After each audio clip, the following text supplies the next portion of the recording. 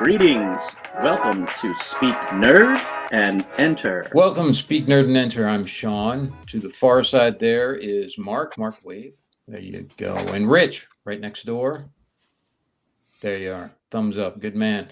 And just back from his 10-nation tour as frontman to Mudvayne, he's not falling, the K-Man. What's up? That was nice and brief, concise. He will pilot your ghost ship. Hitting on all cylinders this morning. I just saw that video the other day, and I thought I could see Kelly with his hair done like that and the makeup on, standing in the snow, bopping his head back and forth, just rocking it. Yeah, talking about it. Yeah, I saw you as the lead to Mudvayne, and then I started imagining you as the lead singer to all kinds of bands, and how enjoyable that was. Talking in interviews about your process and, you know, how it is to be an artist in such an industry, and how you try to stay connected to the little man now that you found fame and fortune, all of that stuff. Just connecting to the universe, mate.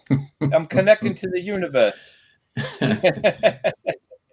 Hey, Mark, I got to send you that artwork from AI that I did get before they snuffed out all the creativity from the world, and see if there's something that you think we should put on a T-shirt to celebrate his. It's the anniversary, is it not? We have to do the reading of the dream next week. The reading of the dream. Are we coming up on a year? Yeah, I think it has been, because it was Thanksgiving last time, wasn't it? I don't remember. I think, if I remember right, and we were going to do it as a yearly thing where he reads that. Mm-hmm. I was thinking about, I don't know. I'll talk to you about it afterwards, Mark, and see what you think. But anywho, all of that stuff out of the way. We were wondering just before we went on about opinions on Dune Prophecy and what y'all thought of it. Who would like to go first on that? Well, I think that Rich has actually seen it for once, the thing that we're talking about. Oh, did you? And he seemed very excited to jump in. So I'm jumping in to say, let's let Rich go first. I missed everything you just said for about the last 15 seconds because my internet cut out. So are you talking about Dune Prophecy? Is that what we're talking about? We just finished. Okay. Pointing out that you've actually seen it, and then I wanted you to go first. Sure. Okay. That was a perfect opportunity, Mark, for you to screw with him. Say, no. We were talking about Dune Prophecy, and you could have kept that going for like. No, I could have. I'm sorry. Yeah, I was screwing with him so much before we went live. I'm all tired out. I know you're proud of yourself, but it didn't bother me very much at all. I'm used to it. What'd you think of Dune Prophecy there, Rich? Okay. I thought that. I think. Thought that production values were excellent. It looked very good, which is nice. You know, that it kind of jibed with the films. Not as high a quality, obviously, because they didn't have that budget, but it was good. Story-wise, I know it's based off the Brian Herbert novels to a large extent, which I am not a fan of. Right. I tried delving into them and failed as I got into them. It feels very much like Game of Thrones to me. It's a lot of drama and interpersonal feelings and very much a character piece, which is fine. I mean, if that's what you're in for. I did not find it like a waste of time. I felt like I enjoyed it. There are a few annoying things. The whole thing with Valia Harkonnen being the progenitor of the Bene Gesserit, I don't know if that's accurate or not, according to the books. I had thought that the Bene Gesserit were formed out of that war with the unification with the Titans during the the Butlerian Jihad. I thought they came out of that as one of the rival factions, if I remember correctly, that were opposed to the Titans during that period. But the whole thing that they tie it back to Harkonnens and Atreides, it's kind of the origin of their feud, I guess. Seemed a little off-putting to me. The actors are good. I'm very curious. You know, if I don't know if we want to spoil the ending, but I'm very curious what was going on there at the end, how that was happening. I have my theories. There's a bunch of people are talking. Well, let's address that right now. There will be spoilers for the one person who will be listening. Yeah. So, right. By the time I get this edited and posted. Yeah. It's true. It'll probably be 20. I can't hear Mark. Can you hear Mark? You just cut out. Can't hear me? Yes. Oh, there he is. No, there he is. Yeah. Your internet is. I'm watching the gauge. Yours is kind of flipping around a little bit like mine normally does. I'm curious as to why they were burning up at the end. I found it. It was strange. It looked like he was concentrating, which would kind of point to some sort of psychic ability, but that doesn't make any sense to anything in the universe. So, but I did the one part that I did find very pleasing was the kind of Dark Mechanicum AI machines. I found those to be pretty cool. I like that. Yeah, thought that was nifty. You know, it was middling. That's my review. It was watchable, but not over the moon. Yeah, I can't contain mine anymore. I got to get it out. I did not like it. No, sir, didn't like it. Kind of the same thing as you. It felt very CW. Yeah. You know, in its writing, the production values and stuff, those are great. And if the story had been there, that would have been amazing because I liked the actors. I liked the setting. I liked all that stuff. It had the ingredients there for it, but it sucked. I think I decided I was meandering towards no, sir, I don't like it all the way through.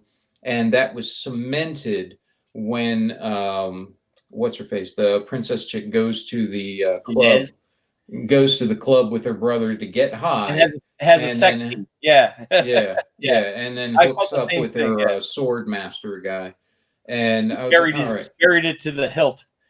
Yeah, I was like, all right, I'm done with that. That's not, and I read that yes, it was based loosely, very loosely on the book.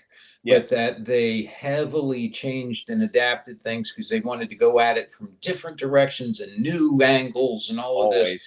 And I'm thinking to myself, come on, man, didn't Denis Villeneuve give you enough of a template to see that you need to stick to at least the spirit of what's going on? If you're going to change things, okay, but it needs to be in the vein of getting the story across in the venue in which you're working. And that was, that felt very much like I was watching Dune through the lens of True Blood and Game of Thrones, but not good Game of Thrones. It felt like Charmed. A more serious version of Charmed, maybe, but that was about it. That I didn't feel compelled or enthralled or any of that stuff, and the whole bringing up of the voice the way they did, and all of that. She just came up with it. That's the thing. I know it felt like I've developed this technique. Really? How? Right. How did this thing you've never seen before, and all of that. I'm the one who came up with it suddenly. It wasn't. That would have been whatever. That part annoyed me greatly. Yeah, that because the whole idea of the Bene Gesserit, our way of battle. The whole idea of that is it's a martial art that they developed over thousands of years to combat the fact that they don't have the technology. So they've developed this as a replacement to make them superior creatures. But the voice thing, it's not meant. The fact that Valia Harkonnen, it was one of those things. It's like, oh, this is just for convenience. We want to have someone named Harkonnen who comes up with the whole key to the superpowers of the Bene Gesserit. I did not like that at all. It felt like they were trying to give it a Star Wars spin, that it's all about the Harkonnens and the Atreides, and that those names were the ones that were the most important, and everything in the whole story lynched off of them. And Did you know the kid was named Riches? Did you know that? that he's the rich. When from the beginning of the '80s one, he's like many machines on X, better than those on Riches. They're the Riches family, and that the Emperor is the Carino family. So all those families are all 10,000 years before Atreides. They're all kind of mixing together there. And, on Seleucus Secundus, when it was a paradise world before they turned it into the Harkonnen prison planet. I feel the same way you did. I was watchable. I kind of sat there and I felt like I was eating popcorn. It was like, this is just. There's no I didn't value think it was. I'll be honest with you. I didn't think it was watchable. I really didn't. I was so pissed off because it bothered you that much. They had a template. They had a template to work with that was obviously successful. Yeah. Why are you going to sit there and screw with that so badly and say, well, I wanted to take it in different directions and try new angles? Who the hell was crying for that? Who the hell was doing that? All I can say is I feel the same way about Rings of Power. So yeah, and you know what? Helena hated it too. I came up and asked her, I said, so you saw it, what do you think? Because I wanted an honest opinion from someone who wasn't as familiar with the setting and all of that. She said, I didn't like it. I did not like that at all. It just wasn't Dune to her. All the interpersonal conflict between the ladies of the Bene Gesserit. I was like, I'm done with this. Come on, can we have some characters that aren't just kind of we're squabbling. We're all squabbling. We're at this point. I don't, Yeah, I didn't. I don't know. It just did not have the atmosphere. Didn't have the writing. It didn't have the so speaking of that, let me get a word in here. I agree with you about the writing. Okay, I'll stop. You're wrong. I agree with you about the writing. There was so much of the tell, don't show in this that it felt like, okay, and I tend to be forgiving on these, and you're like, episode 1 of, I don't know, 6 or 8 episodes, whatever it is, they want to give us the setup, and I can understand that requires some exposition. Cool, whatever. It was not handled well. You know what I'm saying? Like, it just wasn't. And there were a couple times where I was just like, this is how we're going to introduce these plot points and subjects and whatever. And then number 2, Dune, the movies, the recent 2 movies were huge. They were big. Like, every room you went into was, a palace. It was huge, and this, that, and the other. And these rooms felt like rooms. A little soundstage, a little, current set that is human-sized. And it took me a bit out of the Dune universe to be in such small places. And I know they don't have the budget of Dune, but look, man, throw them on a green screen and digitally create a big-ass room in the background. Well, this is not that hard in today's day and age. I tried to look up the budget per episode, and it's not really out there. But, it's Dune. It's on HBO. They're not trying to do this for peanuts. You know what I'm saying? Like, there's clearly CGI in the show. Replacing or extending a background is a low bar for CGI, and I feel like that's a thing that maybe they could have done to tie to the movies a little bit better, is kind of give us some of these big spaces to occupy, and it felt like we weren't in any big spaces. We were in very small spaces, which is a completely different feel from the movies. Did you feel, Mark, that regardless of what you think of any of his movies, that Denis Villeneuve, one of the things he really does well is artistic interpretation of a setting and giving you a atmosphere, from the visuals to the sound design to all of that gives you a feeling for what he's trying to get across. Even if you don't like the story, you get the feeling of what he's trying to get across. And I'm thinking of like, not just doing the movies, but I'm thinking of like Sicario, when they're driving into Mexico to pick up what's-his-face's brother. You get that feeling of dread and all that oppressive feeling that you're getting, even though it's an open beautiful visuals and all of that. There's this ominous presence that's there always, because that's the atmosphere that he's going for, and he gets it across really well. Arrival, has its atmosphere. He does such a good job at doing that, and this felt to me like an amateurish, fan fiction-esque kind of way of someone trying to achieve what they thought might be the same thing, but wasn't. Didn't come across the same way. Do you think that's a fair description or no? Yeah, I do. I'm looking at his other movies. We're trying to get a sense for something. Hey, yeah, he did. Arrival felt bigger. Mm-hmm. Blade Runner 2049. Right. Yeah, like he does have some. And again, I think this one was close. Like Dune Prophecy Episode 1, I was just enough to be like, it felt like Great Value Cola, not Coca-Cola. Yeah. You know what I mean? Like, okay, it's soda and it's hitting the points that we need, but it felt a little paint by numbers. We got to put a Harkin in it. We got to put this in it. We got to show, the origin of some of the stuff we're familiar with from the movies, like the voice, but none of it was handled as deftly as, say, House of the Dragon, which is an example of coming from another property where we want to build a new series based off this other property. House of the Dragon, I think, has done an excellent job, and that is the bar we should be reaching for. Having said that, it's episode 1. I'm like, okay, it fell flat. It wasn't unwatchable, like Rich said, but I didn't come away with it excited for the next episode.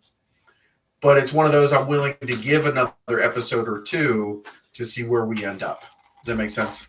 It does. I'm just, maybe the thing that makes me so upset about it is that they had such a clear, blueprint for how to do it, and didn't. And this is HBO, and maybe that makes it more of an expectation of them being able to do this, because they've had so many successful shows. So let me ask this: what do you think? Yeah, what do you think that this episode got right? As far as it ended. Building on the Dune universe. Like, what did it do good? I think it got good actors. I think the closing credits were a relief. Yes. No, I think it got really good actors. I think it got parts of the visuals right, but not all. Like you said, there's too much that feels small.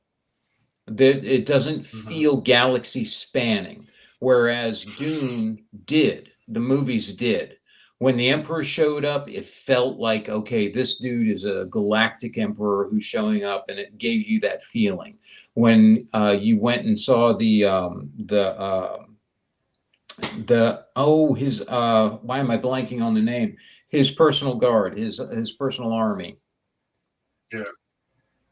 The Emperor's personal army. The Sardaukar?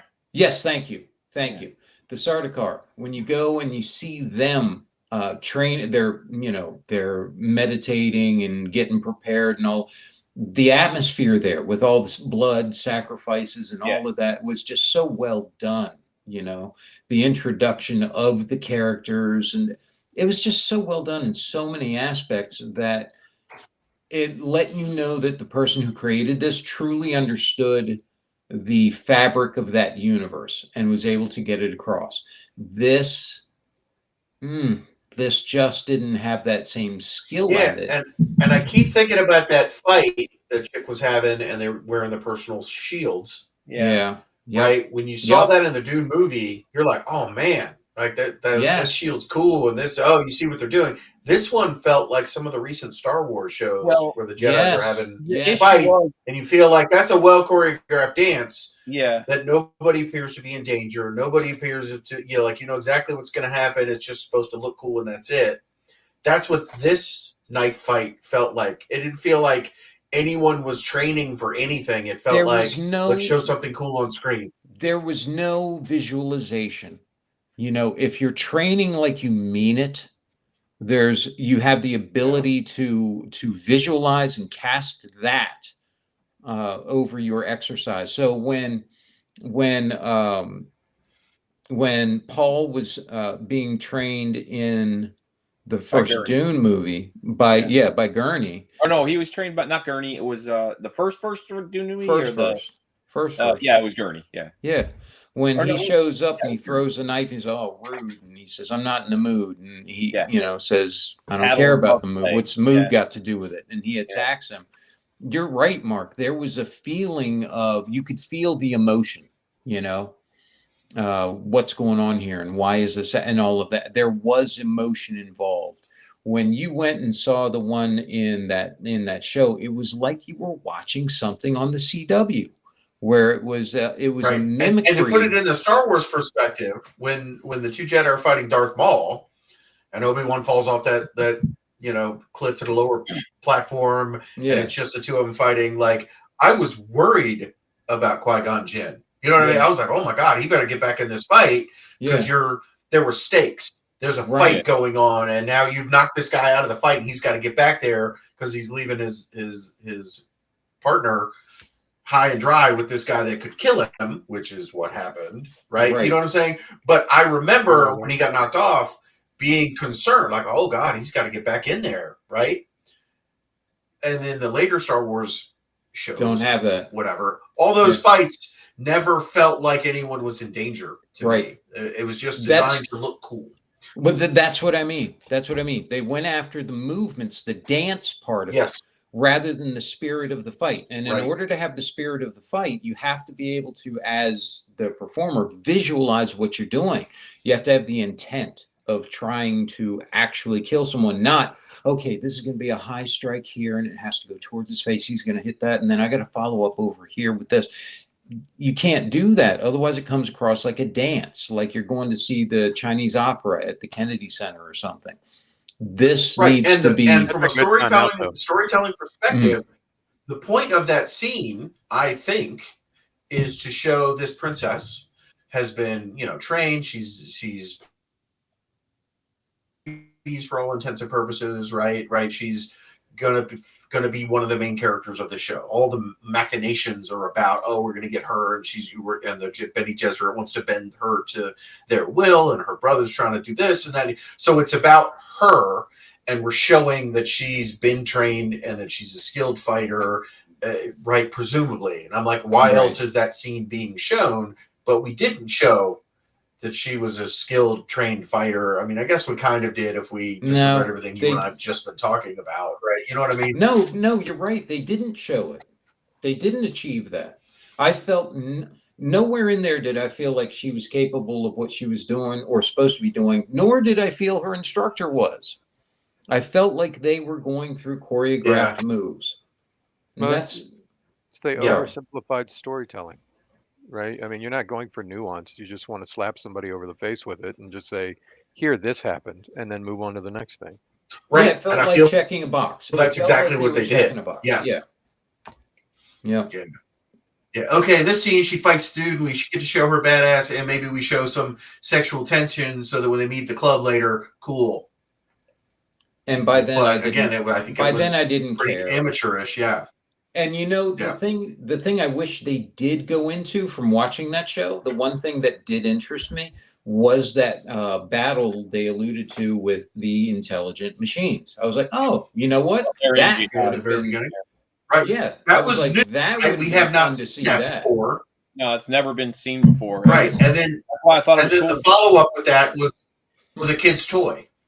Yeah. Right. And I thought that was kind of cool where the toy got out and everybody's like, oh my God, you're not supposed to have that kind of thing. And so like that was interesting storytelling, but to go from this big battle to now we're afraid of toys. The Empress was so over the top about it. That technology is forbidden. It was very over dramatic, and I understand that the whole point is that people are deathly, been raised to be deathly afraid of anything with AI or a robotic mind. But yeah, it didn't seem to fit with everything else. I mean, you would think in such an elegant setting that they'd have a little bit more class and wouldn't be raging out so greatly. It was, but getting back to your original point, Sean, way back about the scope of things.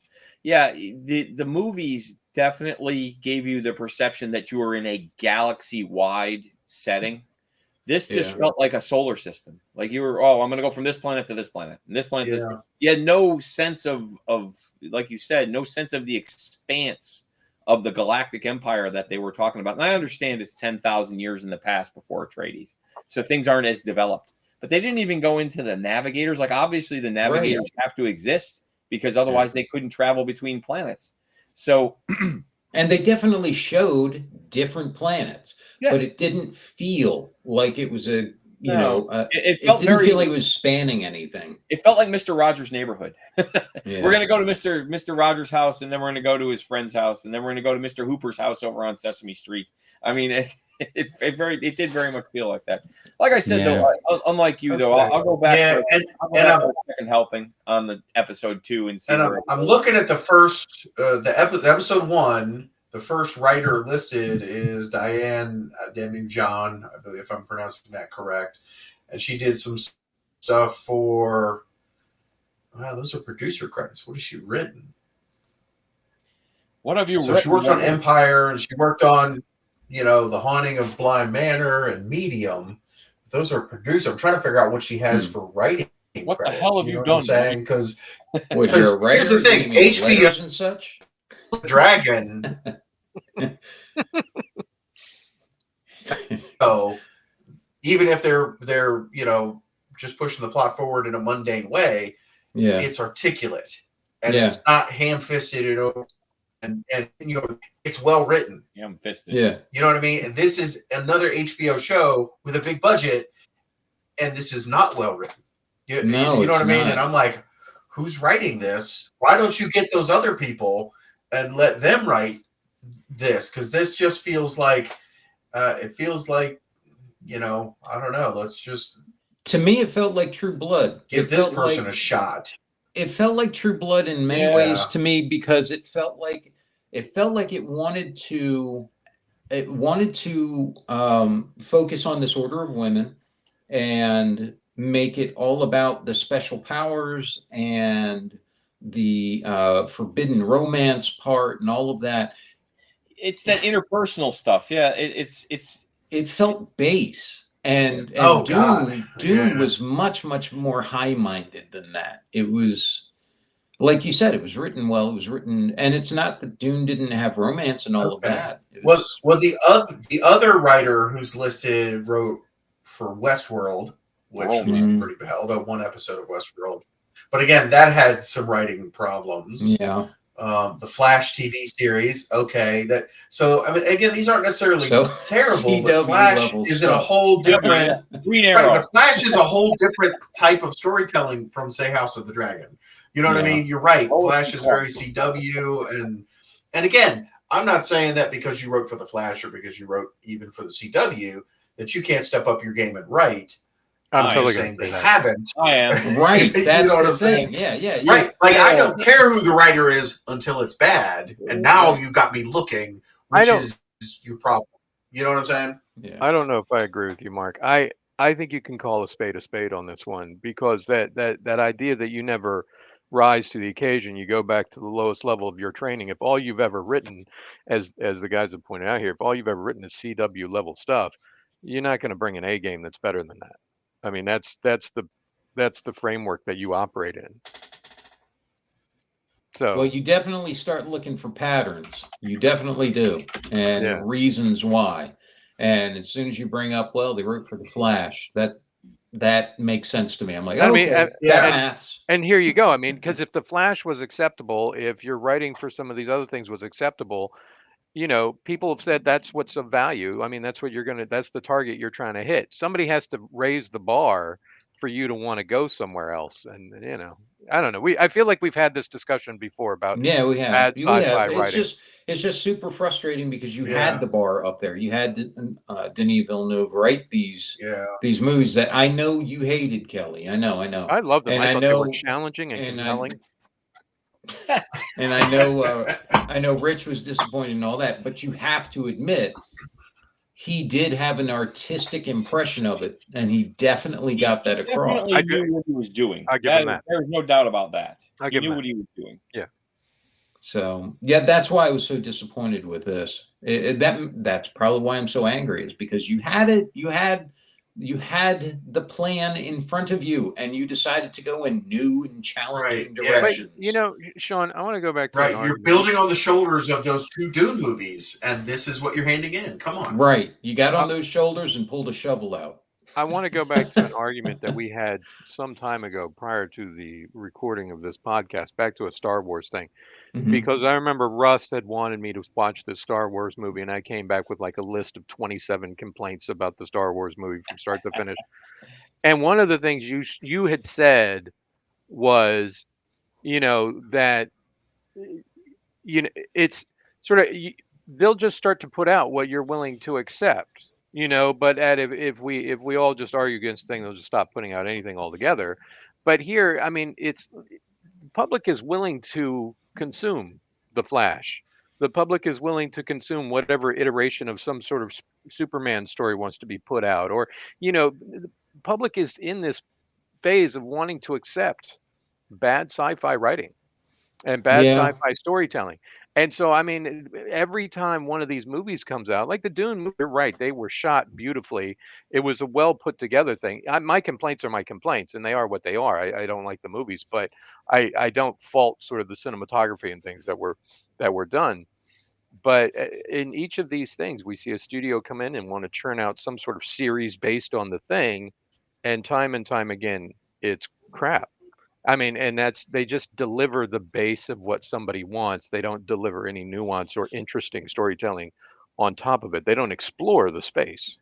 And I mean, I think sci-fi writing has really gone off a cliff. You know. Yeah, I think so too. I think writing in general. Kelly, I wish I could disagree with you and make another point. I wish I could, but I can't. I mean, things like House of the Dragon are you know, the blind squirrel finding a nut kind of moment, you know, of you have something that's okay, that's a compelling story, that's well put together, but that is not the norm. Yeah. I think part of the issue is that the many of the writers in Hollywood that are currently seeing work don't know how to write hero stories anymore, and people still like hero stories. They don't know how to write hero stories because they don't relate to the heroes, they relate to the villains. And what we're seeing is sympathy for the devil all over the place in all sorts of writing. Oh, well, you just don't understand his struggle. You know, no, he's evil. Valia Harkonnen is evil. She's jealous of the Atreides. She's an evil person. There's no sympathy for her. She's miserable. She murdered her mentor. I mean, yeah. Well, it's become a trope, actually, a trope to the point where it's frustrating that as soon as they introduce something.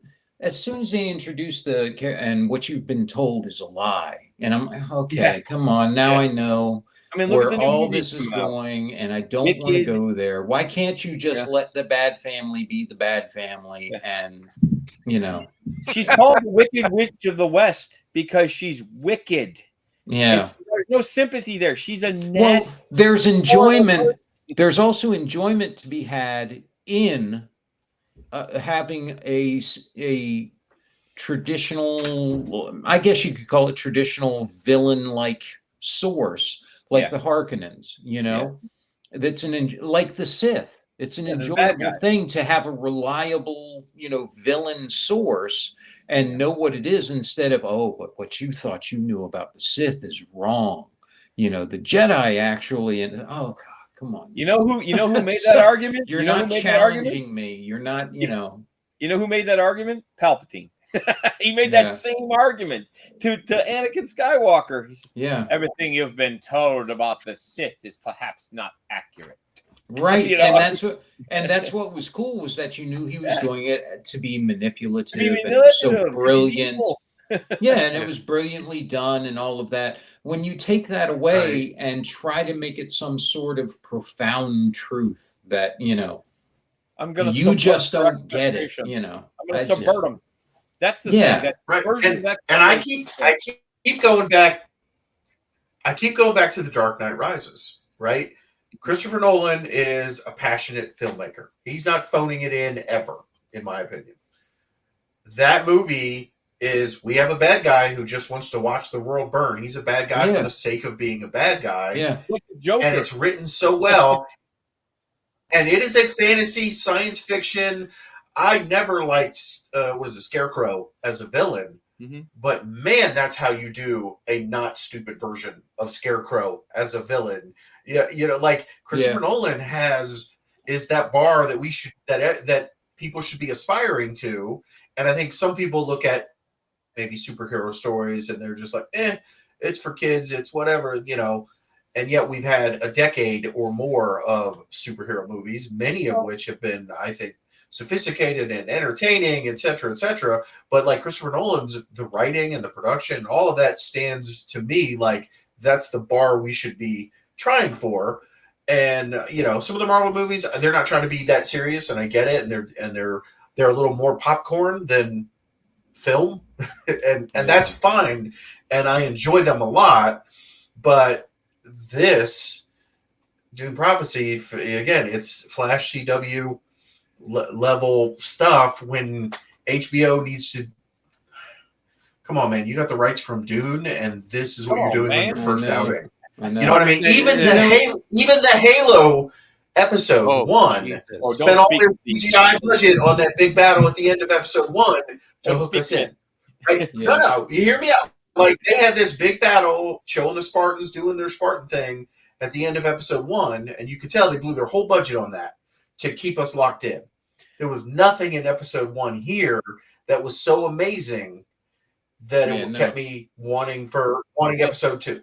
No, as a matter of fact, watching that episode made me want to go watch District 9.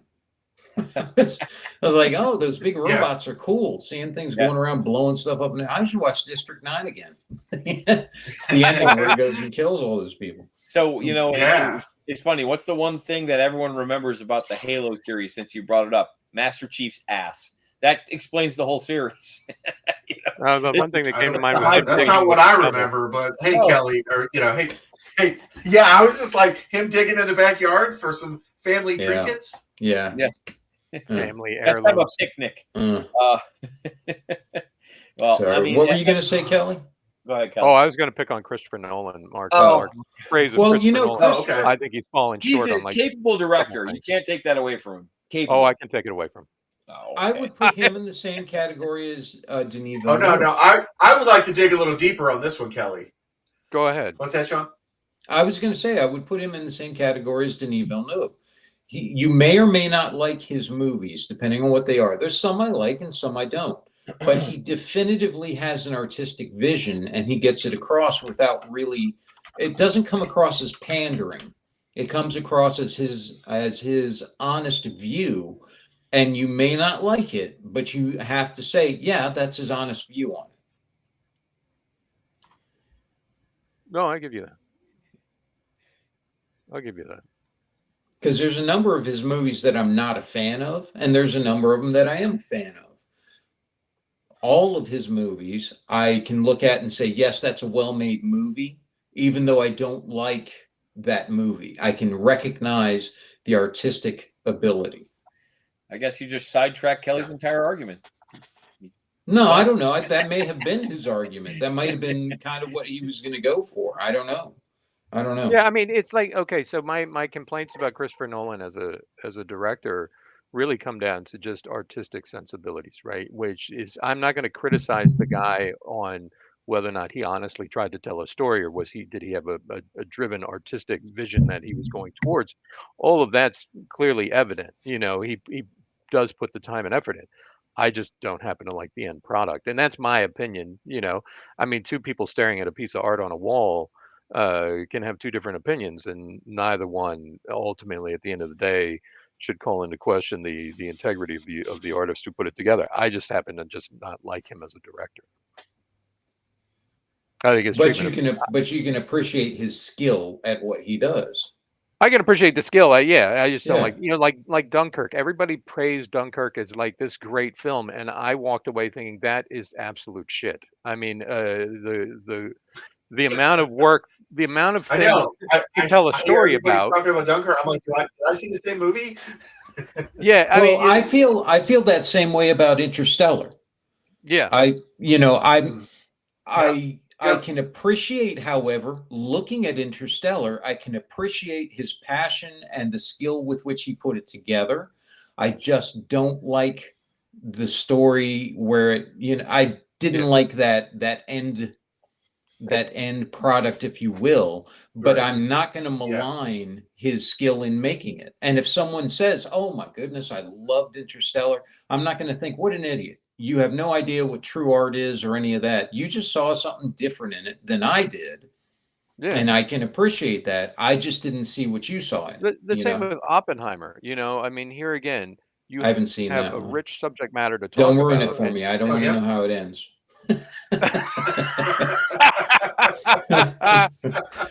But I didn't like the story, and I mean, because, and here I think this is where, this is like people who read the book before they go to the movie, and they don't like the movie because it didn't follow along with the book. And so for me, in a lot of these situations, because being an amateur history buff, when you get into things like Dunkirk and the life of J. Robert Oppenheimer and things like that, they're things that I know quite a bit about. So you go in, and I don't know, there's just elements to it. It's like, that's not what happened.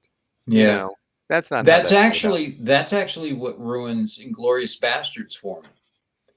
Ruins it's true. It's true. I understand what he's going for. I understand what he's trying to do, and I can appreciate his skill, Tarantino, at putting together the Yeah. product. But I find it irritating. Again, this is my personal opinion on it. Irritating rewriting history in Once Upon a Time in Hollywood, Inglorious Bastards, and all. It's like you're trying to write a very elevated form of fan fiction for the desired ending you wanted to have for it. And somehow, to me, that bothers me, Yeah. for all those who actually fought for or tried to, that kind of thing, to come so that things ended the way they did. But that doesn't mean that I don't look at the films and think that's a well-made film, No, I think you I know? think Yeah. I think Yeah. here I the understand your point, and I liked both of those because of the alternative ending. I was like, oh, okay. Like I'm a fan of what he was doing there. But even if I wasn't, they're well-made films, Right.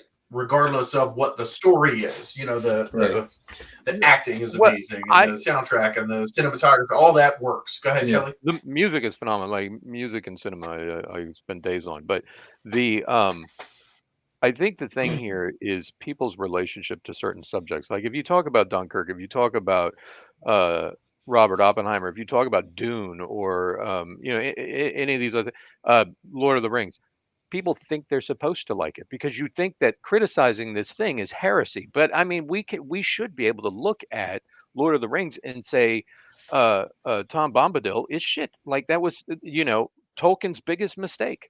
Yeah. And you should be able to look at, what is the Amazon series, the Rings of Power. Yeah. Let's look at it and Rings say, of you know Power. what? This does not hit the mark. Let's look at Dune and say, you know what? Whether or not Kelly likes the story of Dune is irrelevant, but this clearly doesn't hit the mark. This doesn't have the feel, or the essence of Yeah. what that story is. And I think we as viewers need to demand more. Yeah, but I don't know. I Yeah, and don't I know if keep, they I keep would. going back to Andor, I keep right? demanding and Season they never one, deliver. right? But like go back to Andor season one. There's not a lightsaber in the whole series, Yeah. right? I don't think we see a Jedi at all. No. Right? Is it Star Wars though? It's Yeah. more Star Wars than some of these other crappy series that we've gotten. That's full of lightsabers and And I full went of into Jedi. Andor. I went into Andor wanting to hate it too. Like I was just like, this is going to be the same shit they've pumped out before. But I thought that was an awesome series. Yeah. Yeah. Yeah, and sadly, and I wish we could spell out why, so that they could keep following that. You know what I mean? That's the thing. Like HBO has some amazing shows, and then this one, which we all want to be amazing, right? We all love Dune. It's the original thing that we all love because everything is built upon it. And we're all going into Dune Prophecy like, oh, this sounds cool. I'm here for the Bene Gesserit and some Dune background. Like, yeah, that sounds awesome. Yeah. But it's not what we got. You know what I mean? Like, and I don't know what I want. I don't. I know. I'm not coming in with preconceived notions like I would be with Star Wars. Like, give me some Jedi, give me some some fighters. That may be true. Space battles, that may be give me true. some droids and. But you do want smart writing, and you do know what smart writing is. Right. That's the thing. And this is not that. Right. Right. It's not. You grew up in an era that, and I'm not saying just the 80s and 90s and stuff were experiment. There was plenty from ages before that, of course. But it was like the last of the golden age of that, where you had really experimental things that you could have smartly written but oddly paired ideas, like Escape from New York, you know?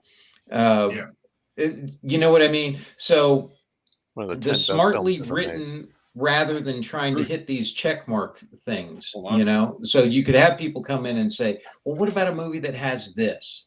Like Big Trouble in Little China or whatever it is. Or Buckaroo Banzai or any of that stuff. You could have those sorts of things where you could experiment with them. And it seems like it's so much harder to do that now, where everything, even when they say it's experimental, is not. It still hits these check marks that must be in a movie for this age. And it feels somehow smaller. I know I sound like an old man and everything, and you know that's. But that move made you look like an old man. I know. Get off my lawn. I'm telling you. Well, if you're going to do the old man thing, you got to make the old man movement. Right. But I will tell you this, and Mark, you'll know this because you've watched reactions and that sort of thing. And I watch a good bit of them, because what the hell else am I going to do on my bike, right? I try to watch and learn as much as I can about so many things and all of that. But I will tell you this, the reactions I've seen from people who discover The Godfather, The Thing, you know, all these seminal movies, even ones like Predator, you know, or Alien, the original Alien. Raiders of the Lost Ark. Raiders of the Lost Ark, these things.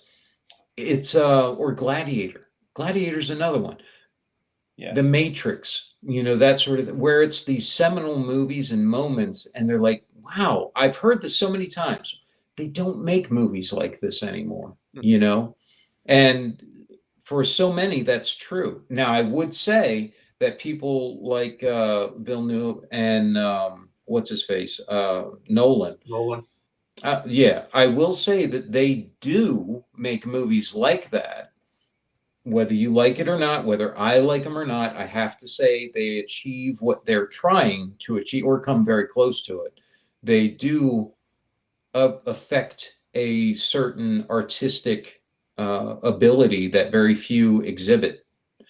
So I'll give that to them. But by and large, you don't have that. You don't have that anymore. And it makes it tough to get excited for various projects that are coming out, you know? So even Helena asked me, do you want to go see Gladiator 2 on Monday? And I was like, if you want. Okay. Right. That's what I feel about that. I'm like, I'd go see it, but it'll be on streaming in 3 hours. Yeah. So. And I'm sure I'm going to be sitting there thinking, all right, how did the Romans capture sharks and keep them alive long enough to put them into freaking laser beams on their heads? Yeah. You know, not just the rhino that, you know, they brought in there because of the 1 in 300 and all that, but you know, the sharks. And I know that's going to piss me off. You know what that scene with the rhino reminded me of? You remember in Blazing Saddles when Mongo came riding in on the Brahma bull? Yeah. That's what it reminded me of. Yeah. It did. Comedies are a great example of what I'm talking about, by the way. Comedies have definitely gotten more and more restricted as time has gone. And I just think that's a detriment to creativity. If nothing else, you have to be super creative to be funny. And if you're afraid of being creative, you're never going to be able to push the envelope or try anything new. You're just never going to expand those borders. So anyway, I have, by the way, to change the subject here, I've been having a great time playing Space Marine 2. I have. I would like to play tonight if you guys can get it together. I can't. I'm going to be working. Tuesday's really tough for me, or tomorrow, anytime this weekend. Just Tuesday's really tough for me because I have to be up so early. So I know, but I've been having a lot of fun. Drew and Mark got on this last time. That was really cool. Mm-hmm. And I love at the end, Mark, our new thing. We used to do the Warthog drive at the end of Halo. At the end of the games now, what we all do is we merge our Marines into one super Marine. Right. You can walk the Marines over top of the other Marines with a top-down view. It looks like something out of The Thing. Yeah. So that's our new thing. At the end of every night, we merge the Marines into one super Marine. And tuck ourselves in. That's right. One Zinchian creation. We confuse the Tyranids with our love. That's right. It's all muscular buttocks and shoulder pads. It's great. Yeah, and it's a lot of fun playing with Drew and Mark. That's a lot of fun, man. I do like that. I would like to get on there. I just got to work out when I can actually make it. So yeah. Yep. So anyway. All right. Well, anything else you guys wanted to address in our bitter old age before we No, I mean, it's always just a little disappointing when they have the opportunity for greatness and they decide to just we're just gonna make it's good enough. It's good enough. Yeah. Yep, and I think that's what pissed me off the most about it. Because I was wondering why was I so angry about that show, and I think that was it. Here's the thing, though. So knowing that it was going to be about the creation of the Bene Gesserit, I knew right at the jump that they were going to kind of go down this road. I said, "There's no way they're going to be able to resist the intrigue between the ladies." I was thinking that Villeneuve had more involvement in it, and then I read once I watched the show. I went online immediately and said, I just typed in, was Denis Villeneuve involved with this? And it came back, while he was originally attached, he and the writer for the Dune movies dropped out so they could focus on the movies. Anytime they said like, I'm not touching this. Yeah, that's exactly how it came across to me. And I was like, this is not worth my effort. Yeah. Yeah. So I'm just frustrated with HBO. It's hit, miss, miss, hit, miss. I'm like, yeah. You guys find a nut every once in a while, and it's The Sopranos. They love to throw money at The Wire and House of the Dragon. Like, you've made some really amazing entertainment. Sex and the City. And now you have you have Dune. You have a series set in the Dune universe, and you're pulling the Disney Plus on us, is what it feels like.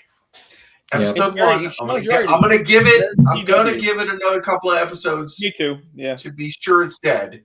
Yeah. It's not looking good. We are in the ER. I do find it fascinating that they're very comfortable being that cruel to children. They burn a 9-year-old up from the inside out at the end of the episode. That little bastard had it coming. He was no, don't get me wrong, he's a little shit, but I mean, man, they just really Shireen. Don't like kids, do they? They killed Shireen too. Burned her up, so I don't know. Maybe they were hoping for the same effect. Little kids and Asians apparently are off the list. Yeah. You burn them both. So, all right, boys. Well, thank you very much. As always, I love seeing you. I love hearing you. I love feeling you. Mm-hmm. Oh, wait. And I want to thank you for this triple assault on my senses. Thank you. Thank you so much. You're welcome. I want you to think about that as you celebrate your Thanksgivings, by the way.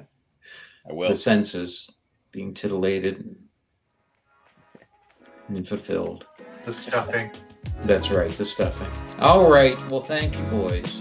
And I will see you all next time. This concludes our Speak Nerd and Enter broadcast.